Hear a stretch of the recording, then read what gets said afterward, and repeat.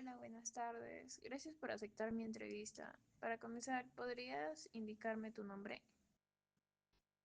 Buenas tardes, señorita. Mi nombre es Carlos Ríos Paredes. Edad, Tengo 51 años. nivel educativo. Quinto de secundaria. Gracias. Vamos a empezar la entrevista. ¿Cuál consideras que fueron los principales problemas económicos y políticos y sociales durante el gobierno de Alberto Fujimori?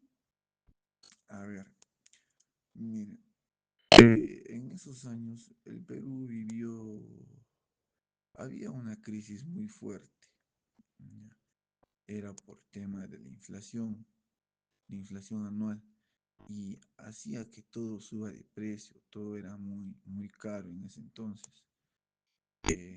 Recuerdo que íbamos al mercado y prácticamente no alcanzaba para comprar lo mismo que compraste el día anterior, ¿no? De un momento a otro la inflación fue altísima. Esto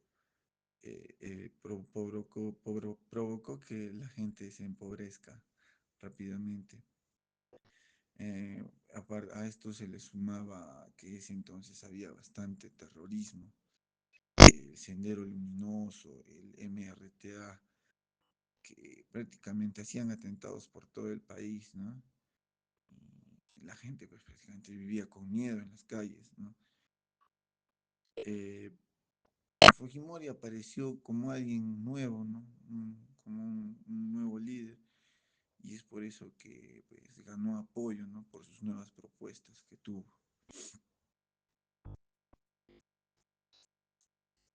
Ah, entiendo. La siguiente pregunta sería, ¿qué medidas se tomaron para combatir la inflación? ¿Fueron efectivas?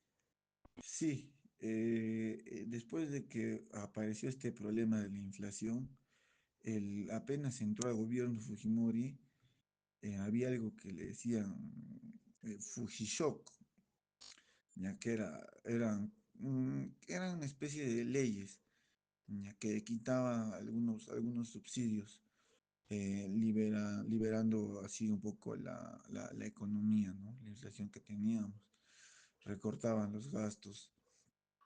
Al principio fue pues algo nuevo, un golpe para todos, pero porque los precios se dispararon más, pero eso fue solo al comienzo. Luego de eso empezó nuevamente a regularizarse todo esto de la inflación, ¿no? El dinero ya al menos alcanzaba para poder vivir. Oh, bueno, la siguiente pregunta sería, ¿recuerda qué políticas sociales se implementaron para combatir la pobreza y la desigualdad? Ah, po- políticas sociales, promesas. En esos años aparecieron los programas sociales, me dice. Cuando era un programa ese entonces fue pues el Foncodes, que, que ese fue, prácticamente financiaba para las instituciones, colegios, postas, en lugares donde todavía no habían estos servicios. Ya, otro programa que hubo fue Proná. Yo también pude ser parte de ese programa, que nos daban alimentos, ¿no? Que eso era conocido luego como el comedor popular, todavía que existía. Ah, claro. Eso todavía ha habido, creo que las generaciones de ahora todavía algunos han visto eso, que en lugares alejados o en sitios, ¿no? Asentamientos humanos todavía contaban con estos programas que ha dejado pues Fujimori. Mm, ¿y qué opina de las medidas tomadas contra los grupos de terroristas?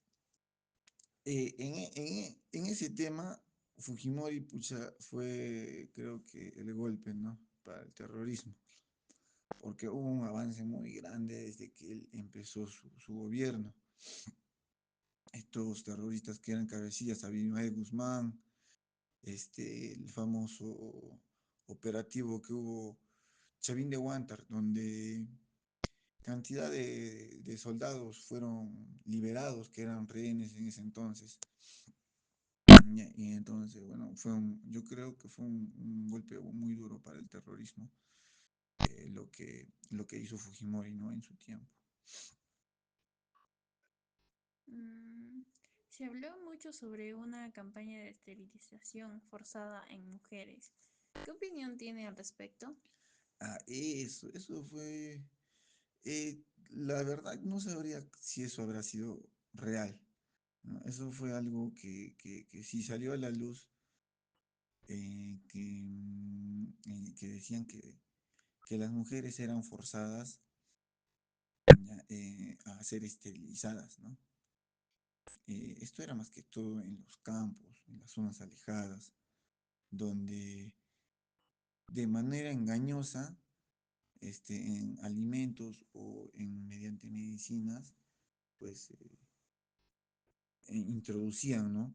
Estos químicos que hacían que las mujeres pues ya no sean infértiles, ¿no? Y esto era pues sin consentimiento, era definitivamente algo muy grave, ¿no?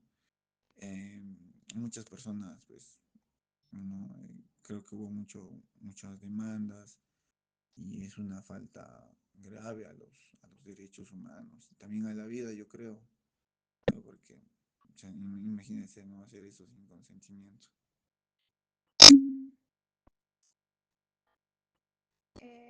¿Y qué recuerdas sobre el control de prensa en esa época? Uy, no diga eso. En ese entonces, algo malo que se hizo ver el gobierno de Fujimori fue que toda la prensa, absolutamente toda la prensa era manipulada, era comprada, por decirlo así. Fujimori compró a toda la prensa, pagaba periodistas, a los dueños de los medios, de las televisoras, para que nunca se diga nada malo de él, pues, ¿no? Un santo totalmente Fujimori.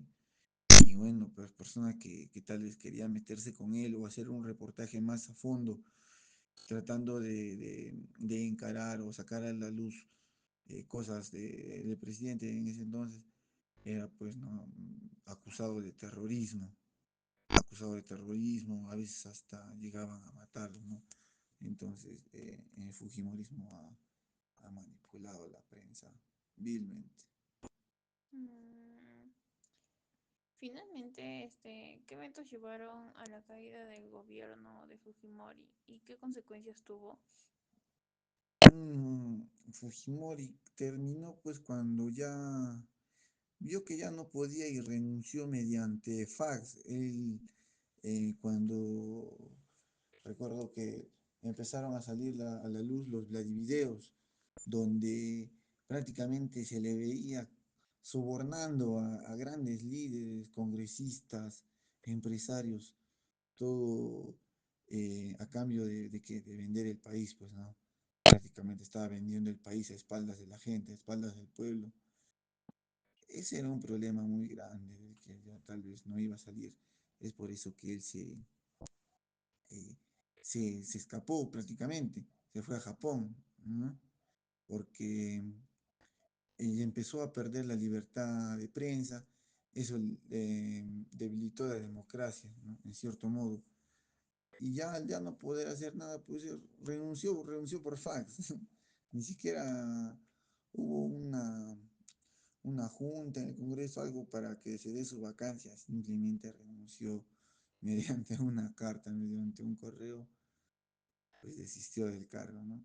Y nos dejó con todo ya revuelto.